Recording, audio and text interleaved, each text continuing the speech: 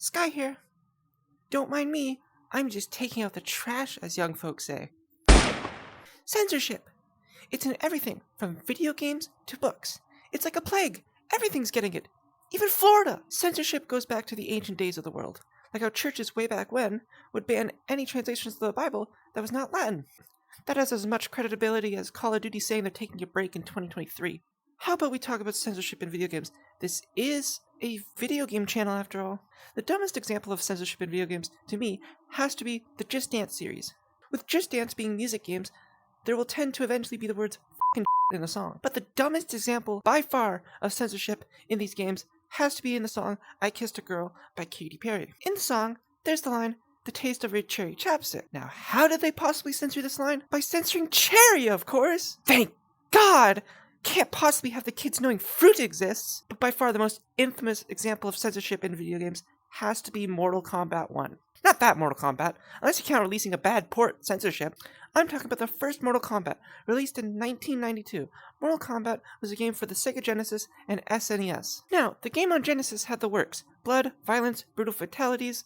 However, on the SNES, it was a different story. Basically, Nintendo had made the developers censor the game, or it could not release on the platform, meaning it was a bite of blood and hello to sweat. What, was the characters running a marathon before they got here? Okay, how about we talk about a whole country that censors games? China! Infamous for strict censorship in games, like censoring skeletons, politics, and even censoring playtime. One video game I know of that was censored in China was Fortnite! Oh god, she's talking about Fortnite again! Fortnite!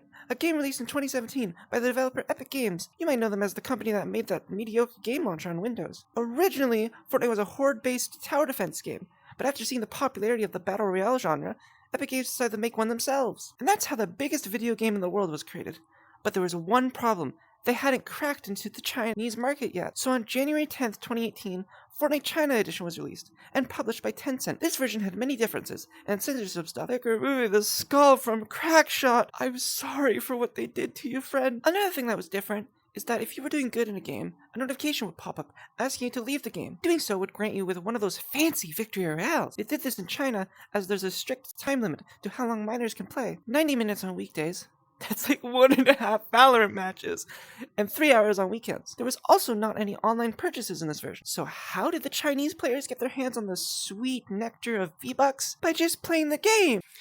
Damn it, I want free V-Bucks. Anyways, I talked too much about Fortnite. I need to stop before the viewer retention drops to a whopping 0. Let's talk about a random book that was banned in multiple places. Captain Underpants, a book series by Dav Pilkey, about a grown man running around in his underwear. But when I do it, it's illegal. The book was banned in multiple places for its potty humor and vulgar jokes, as well as banned for racism. I always knew Mr. Krupp hated George for alternative reasons. I mean, he did shower with a turtle. Now for the next subject in censorship: porn.